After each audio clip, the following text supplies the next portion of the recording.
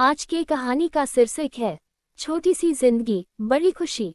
रमेश एक छोटे से गांव का आम सा आदमी था। उसकी उम्र लगभग 35 साल थी। गांव के बाहर वाले खेत में वो अपनी छोटी सी दुकान चलाता था, जहां वो रोज सुबह 7 बजे खोल देता था। दुकान में कुछ जरूरी चीजें मिलती थी: चावल, दाल, नमक, तेल, बिस्कुट, टॉफी और बच्चों के लिए सिस्टा खेलने का सामान। रमेश की पत्नी का नाम सुनीता था। वो घर संभालती थी और 2 बच्चों की मां थी। बड़ी बेटी रानी 10 साल की और छोटा बेटा राजू 7 साल का। परिवार बहुत छोटा था, लेकिन प्यार बहुत बड़ा था। हर सुबह रमेश उठकर पहले मंदिर के पास जाता, एक छोटा सा दीपक जलता और फिर दुकान खोल निकल पड़ता। सुनीता चाय बनाती और बच्चों को स्कूल के लिए तैयार करती।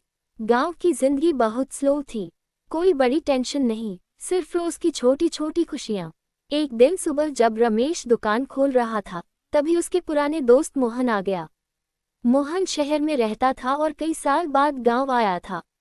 मोहन भाई, कितने दिन बाद दिखे, रमेश ने खुशी से कहा। अरे रमेश, तू तो बिल्कुल वेस हाई है। दुकान चल रही है अच्छे से? मोहन ने पूछा। हाँ भाई, चल तो रही है। थोड़ी सी कामी है, लेकिन गुजारा हो जाता है। मोहन ने मुस्कुराते हुए कहा। सन, मैं शहर में एक बड़ी कंपनी में काम करता हूँ। वहाँ एक छोटी सी दुकान खोलने का प्लान है। अगर तू चाहे तो मैं तुझे मदद कर सकता हूँ। शहर आ जा, बड़ी दुकान खोल लेंगे। रमेश सोच में पैक गया। शहर की सोच उसने कभी नहीं की थी। यहाँ गांव में उसका घर था, खेत था, पुराने दोस्त, मंदिर था, सब कुछ अपना अपना था। फिर भी मोहन की बात दिल में बैठ गई। शाम को घर लौटकर उसने सुनीता को पूरा मामला बताया।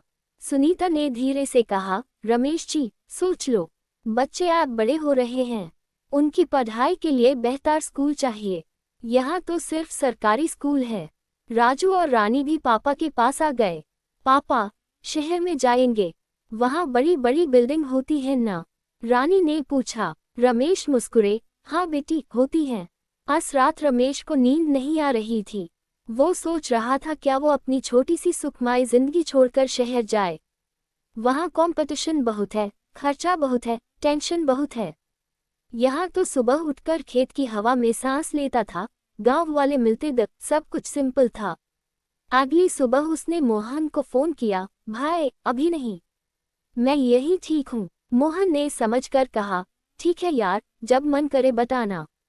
दिन गुजरने लगे, मौसम बदला, बरसात आ गई, गांव में पानी भर गया।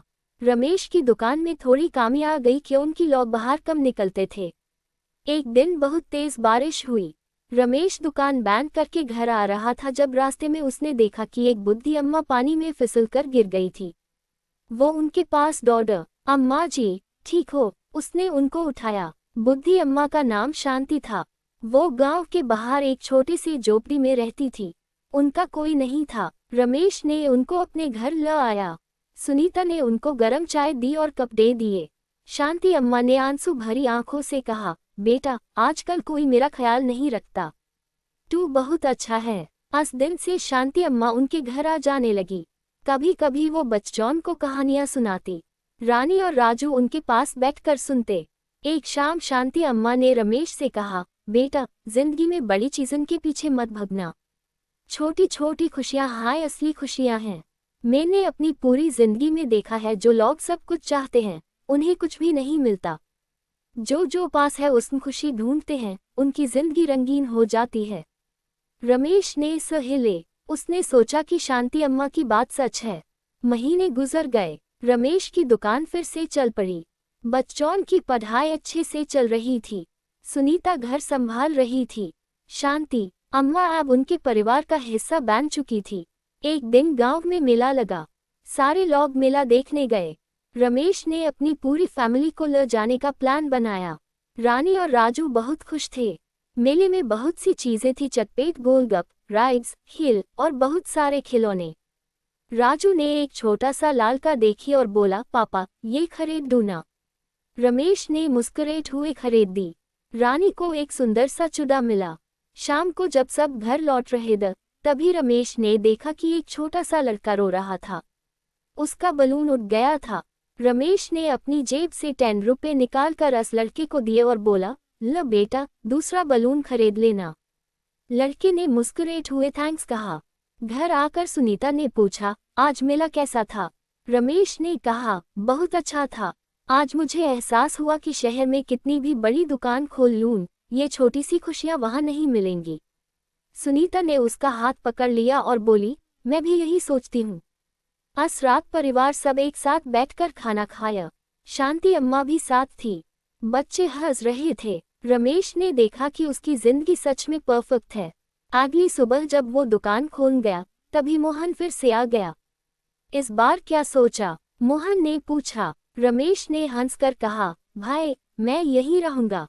मेरी छोटी सी दुकान, मेरा छोटा सा परिवार, ये गांव की हाय मेरी बड़ी खुशी है। मोहन ने उसके कंधे पर हाथ रखकर कहा, समझ गया। तू सही जगह है। समय बीतता गया। रानी 12 साल की हो गई। राजू 9 साल का। शांति अम्मा अभी भी उनके साथ थी। रमेश की दुकान अब थोड़ी बड़ी हो गई थी। उसने उसमें एक छोटा सा चाय का काउंटर भी लगा दिया था। गांव वाले आते चाय पीते बातें करते थे। एक दिन राजू स्कूल से आया और बोला, पापा, टीचर ने कहा है कि मैं ऐसे लिखूं, मेरी सपनों की जिंदगी पर। रमेश ने पूछा, तो तू क्या लिखेगा बेटा?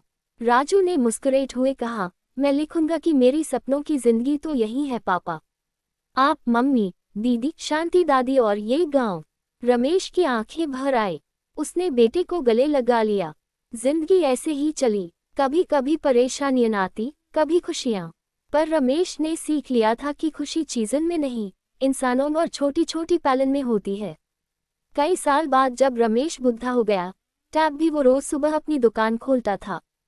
बच्चे बड़े होकर शहर चले गए पढ़ाई के लिए, लेकिन हर वीकेंड घर आते थे। एक शाम जब सूरज ढल रहा था, रमेश अपनी दुकान के बाहर बैठकर चाय पी रहा था। उसके पास सुनीता बैठी थी। दोनों चुपचाप बैठकर गांव की हवा में सांस ले रहे थे। सुनीता ने धीरे से कहा, याद है जब मोहन भाई ने शहर जाने को कहा था? रमेश ने हंसकर कहा, हाँ याद है। उस दिन मैंने सबसे बड़ी गलती नहीं की थी यहीं रहने की। दोनों हंस दिए। अस्पताल में उनकी पूरी जिंदगी थी छोटी सी, सिंपल सी, लेकिन बहुत हाई खुशनुमा।